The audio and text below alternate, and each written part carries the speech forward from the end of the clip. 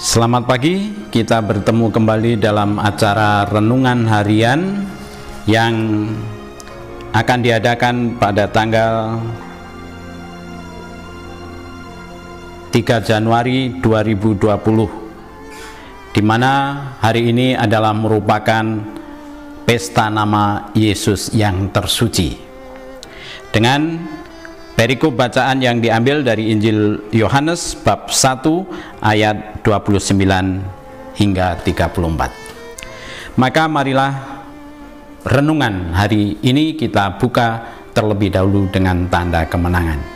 Dalam nama Bapa dan Putra dan Roh Kudus. Amin. Ketika Yohanes membaptis di Sungai Yordan, ia melihat Yesus datang kepadanya. Maka katanya, "Lihatlah anak domba Allah yang menghapus dosa dunia.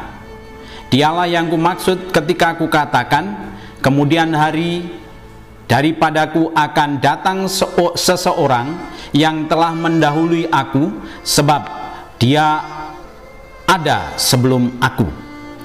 Dan aku sendiri pun mula-mula tidak mengenal dia. Tetapi untuk itulah aku datang dan membaptis dengan air, supaya ia dinyatakan kepada Israel." Dan Yohanes memberi kesaksian, katanya, "Aku telah melihat Roh turun dari langit seperti merpati, dan ia tinggal di atasnya. Dan aku pun tidak mengenalnya, tetapi dia yang mengutus aku untuk membaptis dengan air telah berfirman kepadaku, jikalau engkau melihat Roh itu turun ke atas seseorang dan tinggal di atasnya, dialah itu yang akan membaptis dengan Roh Kudus. Dan aku telah melihatnya dan memberi kesaksian, ia inilah Anak Allah." Demikianlah Injil Tuhan. Terpujilah Kristus. Ya, pada hari ini kita bertemu kembali dengan figur Yohanes Pembaptis ya, dalam Injil Yohanes. Di sana dikisahkan pada waktu itu ia sedang membaptis orang atau calon murid-muridnya dengan air untuk menyiapkan kedatangan Sang Mesias yang sedang berada di tengah-tengah mereka. Pada saat itu ia melihat Yesus datang kepadanya. Ia menarik perhatian para muridnya dan juga orang-orang yang ada bersama dengan dia. Kesaksiannya inilah ia yang Yohanes katakan, "Lihatlah anak domba Allah yang menghapus dosa dunia. Dialah yang kumaksud ketika kukatakan, kemudian daripadaku akan datang seorang yang telah mendahului aku, sebab dia telah ada sebelum aku.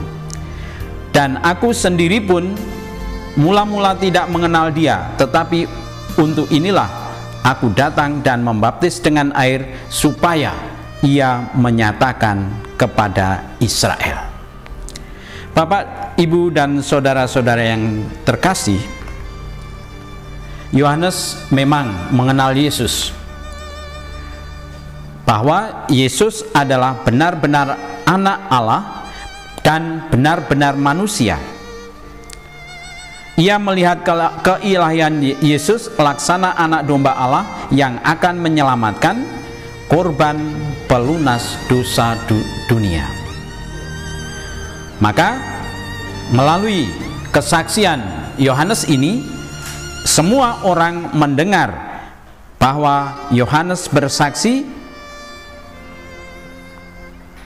di hadapan mereka sebelum lupa usianya berapa. Sebelum mengakhiri usianya, ia telah bersaksi. Nah, kesaksian Yohanes ini sungguh menjadi pedoman bagi kita agar kita mengungkapkan iman dan kepercayaan kita terhadap Sang Mesias. Agar kita apa? Berani bersaksi.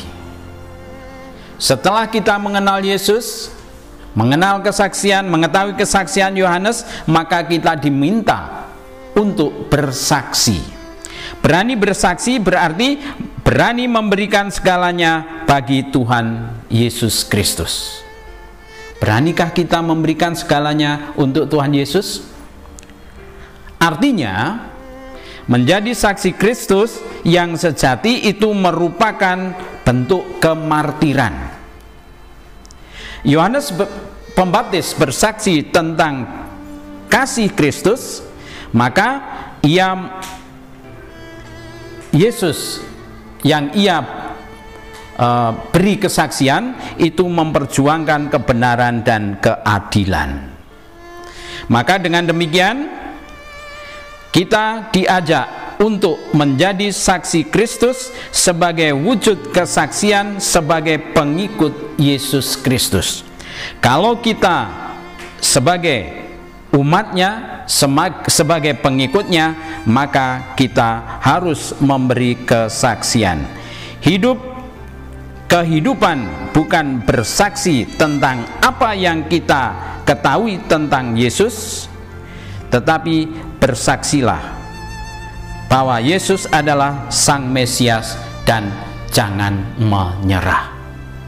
Bersaksi, bersaksi, dan terus bersaksi. Amin.